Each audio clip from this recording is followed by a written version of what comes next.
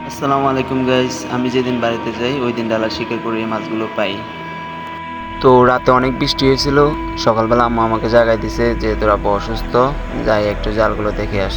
মানে প্রচণ্ড পরিমাণ দেশি মাছ পাইছি। আপনার হচ্ছে শিং মাছ, তারপর হচ্ছে গুল্লা মাছ। রাতেরগুলো মারা গেছে। মানে ওয়েদারটা হচ্ছে বৃষ্টির ওয়েদার, একটু মেঘলা। তারপর কাকা কল দিয়ে বলতেছে যে মসজিদের দিকে আয়। পরবর্তী আমি জিজ্ঞেস করার পরে বলতেছে যে এখানে নাকি আমাদের মসজিদের পুকুর যেটা আছে, দিঘি আমরা বলি, ওইটাতে আমাদের ভাগ আছে। সো হচ্ছে বলতেছে মাছ নিয়ে যাওয়ার জন্য। তো পরবর্তীতে আমি গেলাম, দেখলাম যে এখনও মাছ ধরা শেষ হয় নাই। তারপর হচ্ছে যেগুলো পাইছে এগুলো নষ্ট হয়ে যেতেছে, ওইখানে নেই। লোক দিয়ে হচ্ছে মাছগুলো হচ্ছে ভাগ করে ফেলতেছে। তো আমিও দাঁড়ায় ভিডিও করতেছি, ওরা ভাগ করতেছে, দেখতেছি কীভাবে ভাগ করে। আসলে আমাদের ওইরকম কোনো আইডিয়া নাই। মাছ নিয়ে আসার পরে দেখি আব্বু এখানে একটা জাল বসাইছে। সো জালটাতে মাছ আছে কিনা একটু দেখতেছি। ওমা, গিয়ে দেখি আল্লাহ, এত পরিমাণ মাছ! মানে আমাদের এখানে সবগুলো হচ্ছে আমাদের কই মাছের বাচ্চা।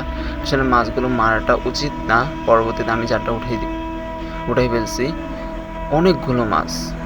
সো হচ্ছে আমরা খাওয়ার মতো যতটুকু দরকার অতটুকু রাখছি আর কি। তারপর আমি মাছগুলো এখানে, আমার শখ আর কি, ওইখানে আমি মাছগুলো হচ্ছে এখানে তাজা থাকার জন্য হচ্ছে মাছগুলো জিয়ে রাখছি। তো মাছগুলো অনেক সুন্দর করে চলতেছে, আমার কাছে দেখে অনেক ভালো লাগতেছে। কারণ হচ্ছে গ্রামের এত সুন্দর, মানে এগুলো দেখাটাও হচ্ছে অনেক টাফ, শহরে এগুলো দেখা যায় না। তারপর আমি গ্রামের রাস্তা দিয়ে হাঁটতেছি। আসলে গ্রামের সৌন্দর্য হচ্ছে আলাদা একটা সৌন্দর্য, মানে প্রাকৃতিক একটা দৃশ্যটা দেখা যায় গ্রামে। তো আব্বু আমার কল দিছে, বাড়িতে নাকি গরুকে খাওয়া দাওয়া করাইতে হবে। এটা আমাদের কোরবানির জন্য আব্বু লালন পালন করছিল। তো অনেকদিন বাড়িতে থাকার পরে হচ্ছে আবার চট্টগ্রামের উদ্দেশ্যে রওনা দিছি। যেহেতু আমি চট্টগ্রাম থাকি, আমি হচ্ছে চট্টগ্রাম আপনার সীতাকুণ্ড থাকি। এখানে হচ্ছে আমার আব্বুর জ্যাঠাতো ভাইয়ের একটা পাম্প আছে, ওইখানে আমি চাকরি করি। তারপর হচ্ছে আমি একটু গাছপ্রেমিক। তো আমি এখানে একটা আঙ্গুর বাইকুনো জাতের কিছু আঙ্গুরের চারা লাগিয়েছিলাম অনলাইন থেকে হচ্ছে অর্ডার দিয়ে এনে। আলহামদুলিল্লাহ গাছগুলোর গ্রোথ অনেক ভালো।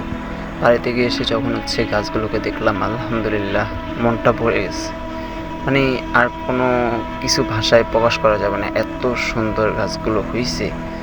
মানে আলহামদুলিল্লাহ, এক কথায় হচ্ছে আল্লাহ তাআলা শুকরিয়া করতে হবে। কারণ যে মহান রব্বুল আলামিন আমাদেরকে এত সুস্থ রাখছেন, সো হচ্ছে এত সুন্দরভাবে একটা গাছকে হচ্ছে কতটা সুন্দরভাবে নিখুঁতভাবে বড় করতেছে। আসলে আল্লাহর দুনিয়ায় আল্লাহ ছাড়া কেউ পারবে না। চীন, জাপান যত আবিষ্কারই করুক, আল্লাহর শক্তির কাছে সবাই হার মেনে যাবে ইনশাআল্লাহ। সো হচ্ছে আল্লাহ পাক রব্বুল আলামিন একটা জিনিস এত সুন্দরভাবে প্রাকৃতিকভাবে একটা জিনিসকে সাজায় গোছায়, এটা আসলে কোনোভাবে মানুষ মেশিন বা হচ্ছে কোনো কিছু দিয়ে করা সম্ভব না। তারপর হচ্ছে আমি এখানে কিছু পাট শাকের গাছ লাগাইছি, যেটা হচ্ছে আমরা নারিশ শাক বলি। সো হচ্ছে আলহামদুলিল্লাহ গাছগুলো মাশাআল্লাহ, আমি অনেক ছোটো রেখে গেছিলাম, এখন অনেক বড় হয়ে গেছে। তো আমার একটা ফ্রেন্ড কল দিল যে ও নাকি সাগরিকা স্টেডিয়ামের এখানে আসছে চট্টগ্রাম, ও নাকি খেলা দেখবে। সো যে কথা ওই কাজ, ওর সাথে গেলাম এখানে খেলা দেখার জন্য। আসলে সাগরিকা স্টেডিয়াম এখানে যে একটা ভিউ অস্থির, একটা অসাধারণ, আসলে জায়গাটা কথাই হচ্ছে অসাধারণ। আমার কাছে অনেক ভালো লাগছে, রাস্তাগুলো অনেক সুন্দর। সো গ্রামে যখন ছিলাম এই ভিডিওটা করছিলাম, মানে আমাদের গ্রামের ব্রিজ, সো হচ্ছে আমাদের নদী, ওইটা হচ্ছে আমাদের বাড়ি। মানে এখানে অস্থির একটা কালার, মানে গ্রামের সৌন্দর্য আসলে কোনো কিছুর সাথে আসলে তুলনা করা যায় না। তো আমাদের এখানে বাবুর্চিও ছিল না, তো আমি পাক করছিলাম। মানে এখানে সবাই বলতেছে আমি নাকি পাক করার জন্য। তো আমার রান্নার হাতটা আসলে একটু ভালো, সবাই পছন্দ করে আমার পাক, অনেক মজা হয়। তো আলহামদুলিল্লাহ সবার রিকোয়েস্টে আমি আজকে পুরো কালাবোনা পাক করছি। জানি না কতটুকু সুন্দর হয়েছে বা হচ্ছে কতটুকু মজা হয়েছে, কিন্তু আলহামদুলিল্লাহ সবার রিভিউটা হচ্ছে সবাই ভালো কমেন্ট করছে। মানে সবাই বলছে আলহামদুলিল্লাহ, মানে পাকটা এত অসাধারণ হয়েছে, সবাই মন ভরে গেছে। মানে আমি যে এত বড় রাঁধুনি আমি নিজেও জানতাম না। আজকে যদি আমি পাকটা না করতাম, আমার কাছে এক কথা হচ্ছে অসাধারণ লাগছে। মানে গোস্তটা হচ্ছে আমাদের যে বস উনি নিয়ে আসছিলো গরুর মাংসগুলো। কাজ করতে করতে গরম লাগতেছে, বাইরে থেকে তাকিয়ে দেখি যে একটা সুন্দর একটা রোজ অয়েল গাড়ি। এটার মালিক হয়তো আমি হতে পারবো না, কিন্তু ইনশাল্লাহ আশা আছে। অবশেষে আমার রান্নাবাড়ি কমপ্লিট। তো সবাই ভালো থাকবেন।